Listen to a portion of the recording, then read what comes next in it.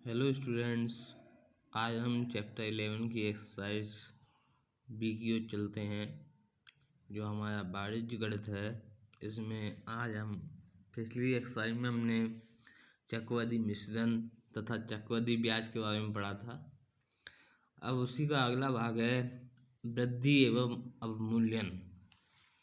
वृद्धि एवं अवमूल्यन। वृद्धि में किसी भी वस्तु का मूल्य बढ़ता है और अवमूल्यन में उसी से कमी आती है। तो इन सवालों में हमें वृद्धि की प्रतिशत दी होगी तथा अवमूल्यन का प्रतिशत दिया होगा। यदि किसी भी ऑब्जेक्ट के मूल्य में वृद्धि हो रही है तो हम यहाँ प्लस वाला फार्मूला लगाते हैं, P1 + R/100 की पावर टाइम। यदि कमी होती है तो कमी के लिए प्लस के स्थान पर माइनस हो जाता है। P = 1 - R/100 की पावर टाइम। यहाँ पर हमें ये देखना होता है कि प्रारंभिक मूल्य कौन सा है, प्रारंभिक संख्या क्या है और अंतिम संख्या क्या है। यदि प्रारंभिक संख्या को हम P से डिनोट करते हैं और अंतिम संख्या को A से डिनोट करते हैं। प्रारंभिक संख्या यहाँ पर मूलधन के लिए शो करती है तथा अंतिम संख्या होती है वह उसका मिश्रधन कहलाती है। जैसे कि क्वेश्चन नंबर फर्स्ट है, एक नगर की जनसंख्या 31 दिसंबर 1978 को 1 लाख थी। यदि जनसंख्या में वृद्धि दर 10% हो तो 31 दिसंबर 1981 को उस नगर की जनसंख्या क्या होगी। तो जो जनसंख्या दी हुई है 31 दिसंबर 1978 को दी हुई है और हमें फाइंड 1981 की करनी है। तो 78 हमारा पहले वाला टाइम है, तो यानी कि ये प्रथम संख्या हो गई, तो इसे हम P मानेंगे। इसे क्या लेंगे हम, P बराबर 1 लाख। R बराबर जो दर होती है वो हमेशा R से लिखी जाती है, R बराबर 10%। और तीसरी चीज़ है टाइम, समय N बराबर 1981 से 1978 को माइनस कर दें तो ये आएगा आपका 3 वर्ष। जब यहाँ वृद्धि हो रही है, यहाँ पे लिखेंगे वृद्धि दर, तो हमारा मिश्रधन A बराबर हो जाएगा P1 + R/100 की पावर N। P आपको पता है 1 लाख है, 1 R आपका 10 है, अपॉन 100 की पावर टाइम है आपका 3। देन वी दे 1 लाख, इन्हें ऐड कर लीजिए, 100 बन जाए 110, 110 हो जाएगा अपॉन 100, पावर 3 है तो 3 बार मल्टीप्लाई कर दिया, 110/100 एंड 1/100/100। 2 जीरो से 2 जीरो कैंसिल, अगले 2 जीरो से अगले 2 जीरो कैंसिल, और अगले 2 जीरो से 1 जीरो ये कैंसिल और 1 जीरो ये कैंसिल। यहाँ हमारे नंबर से 11, 110 और 11। तो 11 की 3 बार गुणा है तो ये हो जाएगा 1331 और 2 जीरो लगा देंगे तो जो हमारा वृद्धि होगी 3 वर्ष बाद जनसंख्या होगी वह होगी 1331। यहाँ लिखेंगे 31 दिसंबर 1981 को नगर की जनसंख्या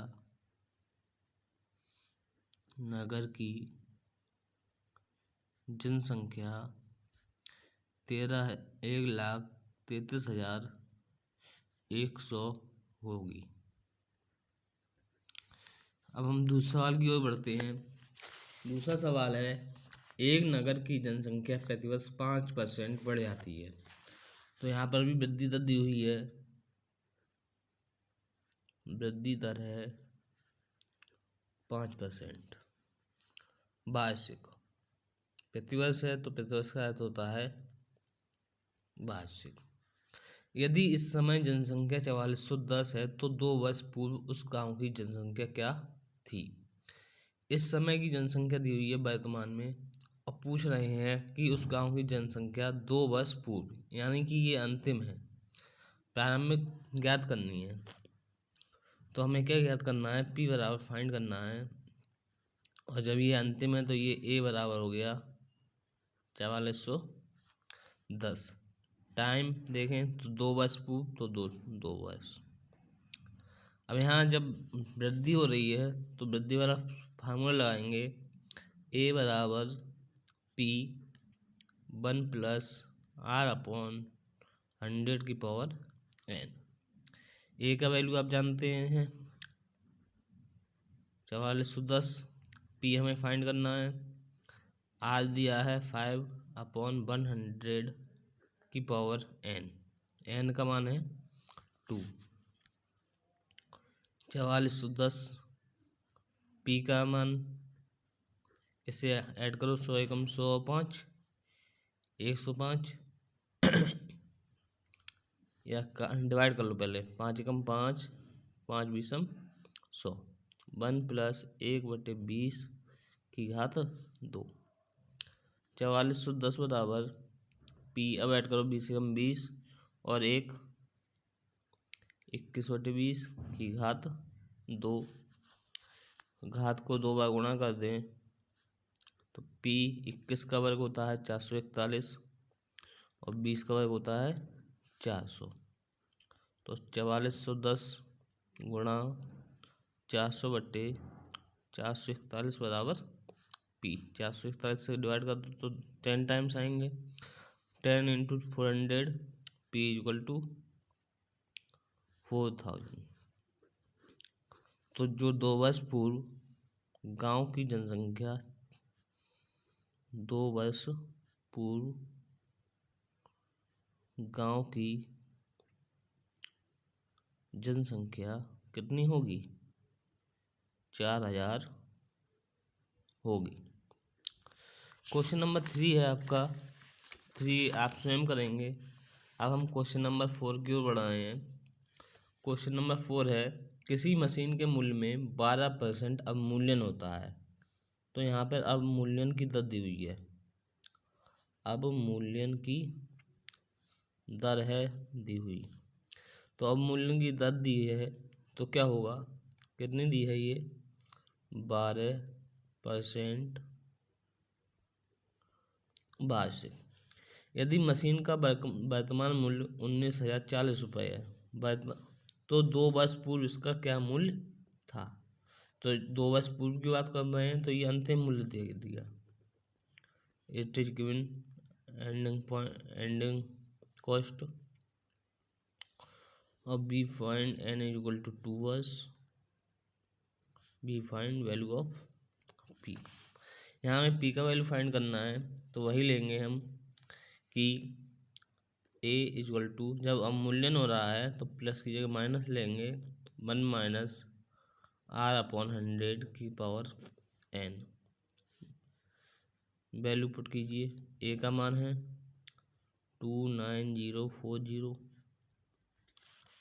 p हमें फाइंड करना है 1 माइनस r का वैल्यू 12/100⁴n की वैल्यू 2। इसे सॉल्व करें क्या होगा, 4 3 या 12, 4 2 या 4 5 या 20।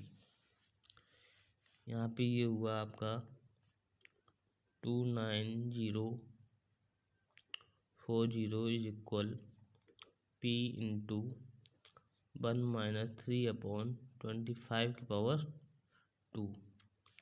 25 से हम 25 3 घटा दिए तो यहाँ से जो वैल्यू आई p इंटू 22/25²। इसे हम ऐसे लिख सकते हैं, p = 29,040 गुणा 25/22²। क्या होगा, 29,040 गुणा 25 गुणा 25 बट्टे 22 22 से भाग कर दें। 22 से कम 22 7 बचे 70 22 3 66 4 22 दूनी 44। फिर 25 से भाग करो 22 से भाग करो 22 छक्का 132। तो यहाँ पे P = 60 गुणा 25 गुणा 25 क्या हो जाएगा 6 5 30 हासिल 3 6 दूनी 12 और 3 15 हासिल 1 6 6 36 और 1 37। तो जो हमारा मूल्य था 2 वर्ष पूर्व मशीन का मूल्य 3,37,500 रुपये था।